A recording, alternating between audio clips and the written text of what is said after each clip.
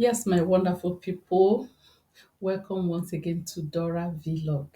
Yes, thank you for joining me once again. Now, in this video, I just saw not an interesting news I want to bring your way. First of all, to let you know what is happening to some people and also to help you get prepared as you are coming. I want to read this news to you. Please listen and follow this video to the end, and also don't forget to share, okay? So that you can also help someone out there. Now, I saw this news on one of the news websites of Canada, and it says Canada international students falling victim to sexual exploitation. This is a new trend. I've never heard of this before. Nobody has heard of this before. So let me go straight to the news. And this news, it says international students are falling victim to sexual exploitation and are being used to traffic drugs in the Greater Toronto Area, Canada, an NGO said. All right, so let's go down. Um, Male students have also reportedly been targeted for exploitation, according to Singh. Sundar Singh is the executive director of the Elspeth Hareworth Centre for Women, an organisation that supports women in the Toronto area. She told the Pine News that Canada's high cost of living paired with tuition fees have made female students enter the sex trade out of desperation. All right. The Pi has also found numerous massage parlors that are advertising services from international students in Greater Toronto area. Now, what this news is trying to say here is that due to high cost of living in Toronto, so many students are stranded, especially female students. You know how it is with females. And before you know it, they are being tempted to trade their bodies in order to, fend for themselves and be able to pay their school fees. I will read this down. The PI has identified a number of massage parlours around Toronto that are openly saying they use Indian students for sex work. Four separate high street bars published adverts on escort and classified advert websites advertising escort and erotic massage services from Indian students. Okay, some of the doctors, that is down the line, okay, the news also has it that some of the doctors have said that this was unheard of. Of course, if you're working in the sex trade, many men don't want to use protection. He said this is because the pie told told the pie in one of the Brampton hospitals that about 18 to 20 girls are going for abortion every month. Now, let me just go straight. However,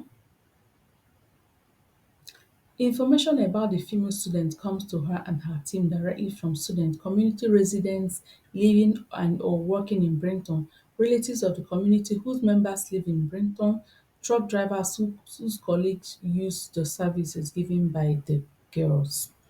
Last year, these are the people that brought information their way, okay? It said last year the center met with approximately 80 students, all facing financial challenges.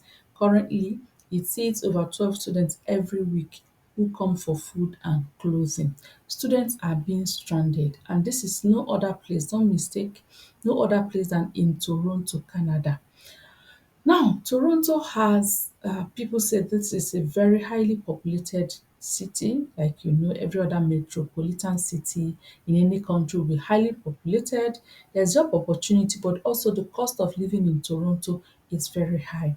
Also, school fees of the Toronto universities around Toronto are high. Now, I wonder why people, will not just humble themselves and get to where they can fit in. That's what I'm trying to say. So if you are coming to Canada, My information for you in this video is very simple. If you are coming to Canada, try and make research very well about the places you can afford. Canada is Canada, no matter where you are. Find places where you can afford and start from there. There's no need, because everybody's saying that Toronto is a big city. There's job opportunity in Toronto, and because it is city, some people will stay out of Canada and be judging some places, calling some places villages. Like they say that place is a village. There is nothing like yes, some places are more populated than the other. Some places have more job opportunities according to the population. Of course, that is normal in every country. But instead of you running into trouble because you want to stay in Toronto, because you want to go to Toronto, why don't you just look out for places where you can start, where your budget can, you know, you can afford. Now, let me go down and let you know that in Toronto, according to this report, all right, a room, just one room, cost about $1,600. So if you don't know, please, you should be aware.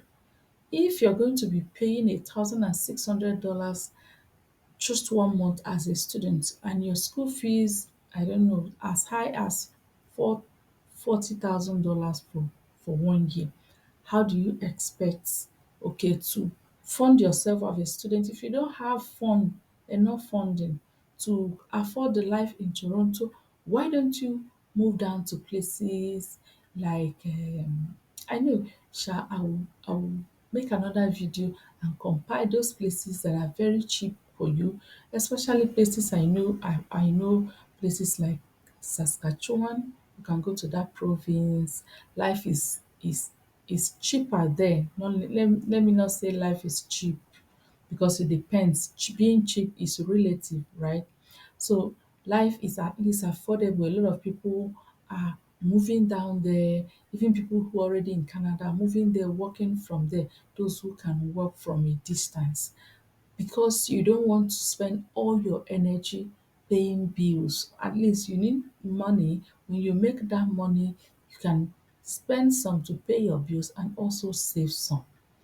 Alright, so when you are being advised about places you want to go in Canada, I want you to have this in mind that some places are quite expensive, especially now that a lot of people are moving to Canada. Canada is a place that is attracting a lot of people right now, not only people from Africa. If you could mention Indians, that article mentioned Indians, you have a lot of people coming from all over the world. Canada is actually a place to be right now. So you need to have this information very, very well. Carry out your research very well, and ensure that you get a place where, at least even if you don't get a job within the 2 months or 3 months of your arrival, the money you have can at least see you through, so you don't run into trouble. Because these students, of course, they are trying to avoid trouble. Once you don't pay your bills, you'll be kicked out and you run into trouble with the immigration officer, because at least you told them that you will be able to pay your bills before you were given visa to come as a student. So why don't you cut your coat according to your size? All right. Yes, so my people, so this is what I just said. Let me bring your way, okay, so that you will be well informed, because they said information is power. If you're highly well informed, of course, you'll be well equipped as to journey in this land, Canada. All right, so thank you guys so much. I'll see you guys again. Don't forget to subscribe to this channel if you haven't done so. What are you waiting for? Click on that subscribe button and also share this video, because you will be helping someone.